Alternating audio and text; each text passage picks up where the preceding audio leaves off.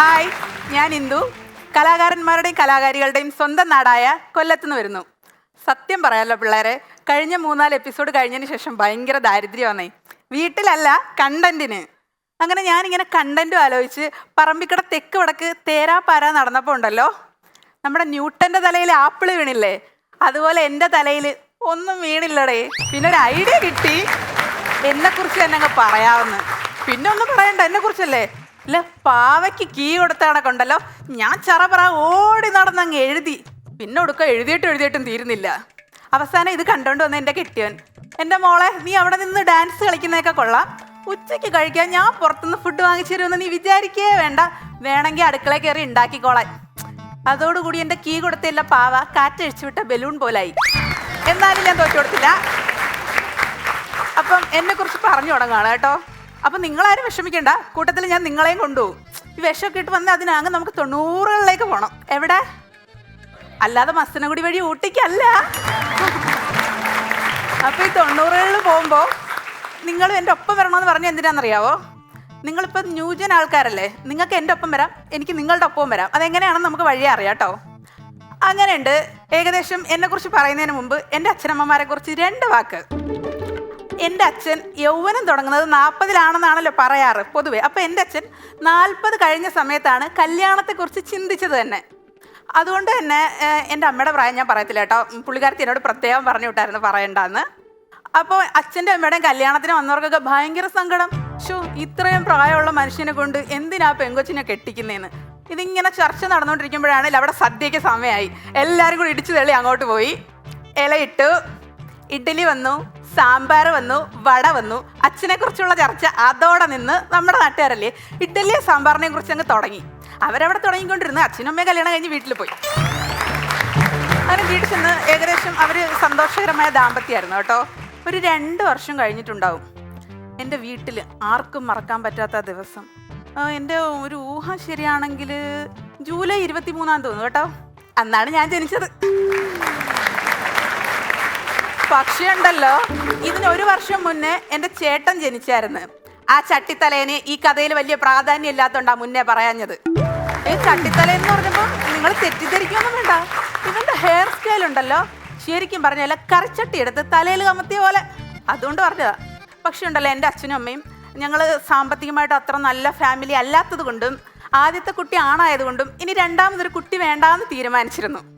പക്ഷെ എന്തുകൊണ്ടാണെന്നറിയില്ല, എന്നെ പ്രഗ്നൻ്റായി 3 മാസം കഴിഞ്ഞപ്പോഴാണ് അമ്മയെ സത്യം തിരിച്ചറിഞ്ഞത്. അമ്മ ആദ്യം ചെന്ന് പറഞ്ഞത് പാർക്കുട്ടി അമ്മയുടെ തൊട്ട് അപ്പുറത്തെ വീട്ടിലെ അമ്മ. അയ്യോ, എൻ്റെ മോളെന്തിനാ വിഷമിക്കുന്നത്, ഇപ്പോഴത്തെ സാമ്പത്തിക സ്ഥിതിക്ക് ഒരു കുഞ്ഞിനെ ഒന്നും വളർത്താൻ പറ്റില്ലെങ്കിൽ നമുക്ക് കപ്പയ്ക്ക ഉണ്ടല്ലോ, കപ്പയ്ക്ക ചിലയിടത്ത് ഓമയ്ക്കെന്നൊക്കെ പറയും കേട്ടോ, അതങ്ങ് പരീക്ഷിക്കാന്ന്.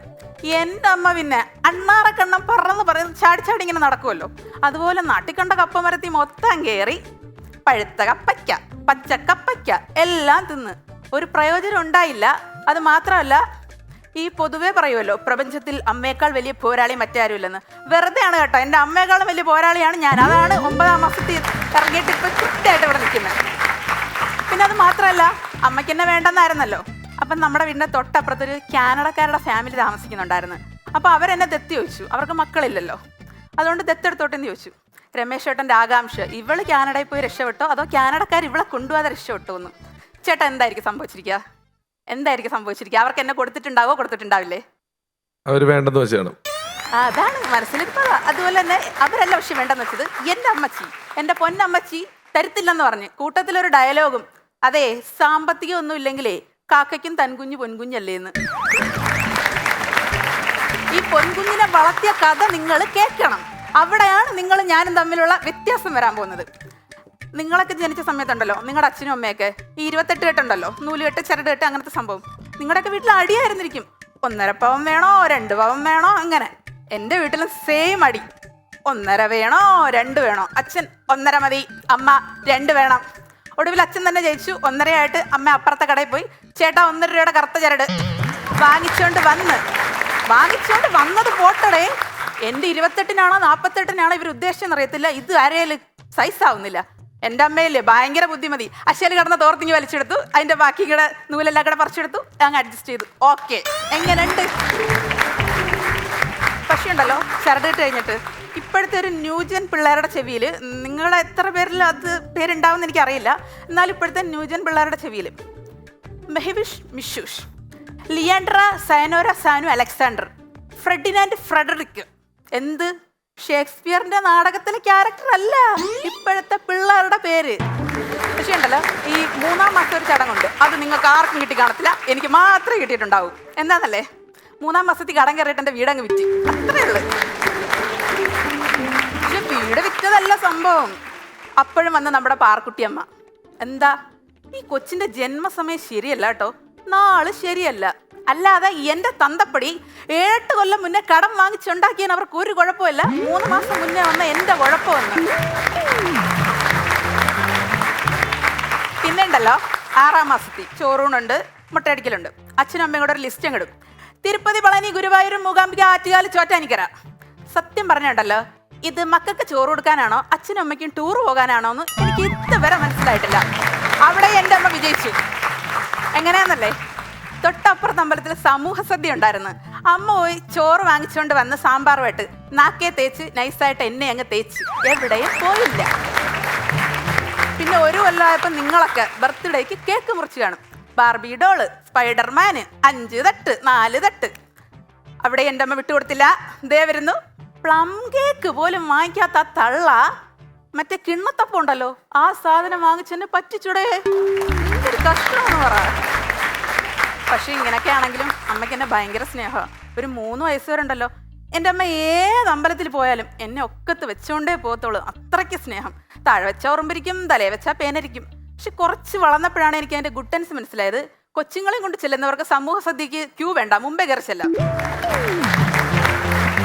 പക്ഷെ ഉണ്ടല്ലോ, അത് പോട്ടെ, എൻ്റെ പൊന്നമ്മച്ചിയല്ലേ, ഞാൻ അങ്ങ് സഹിച്ച്.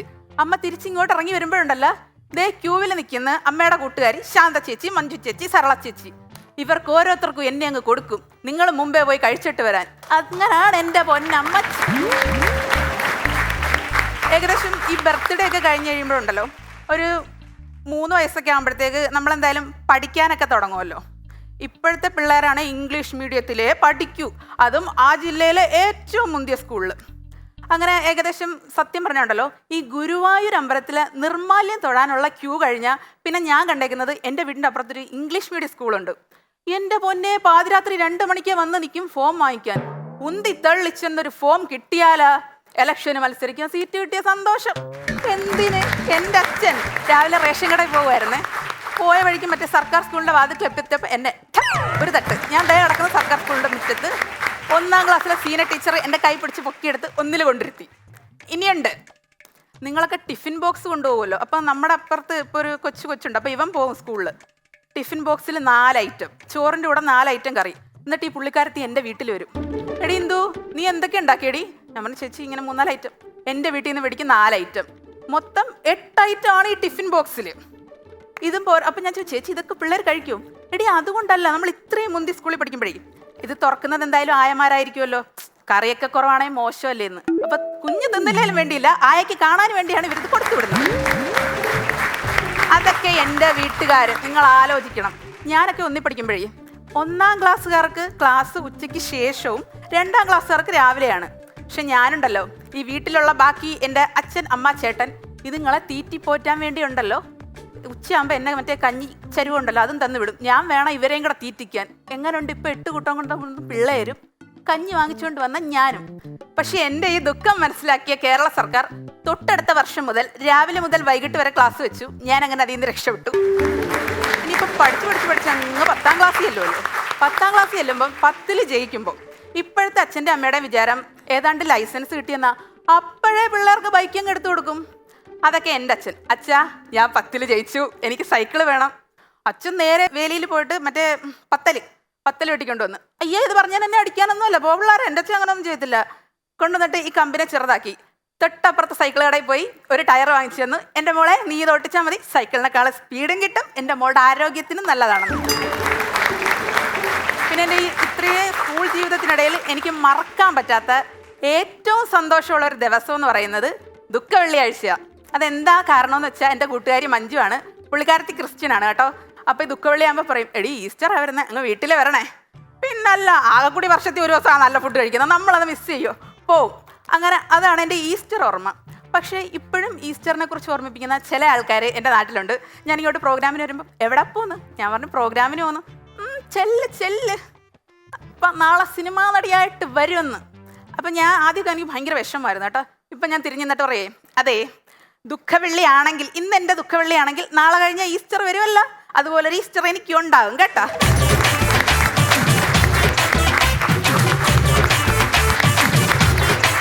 Once upon a time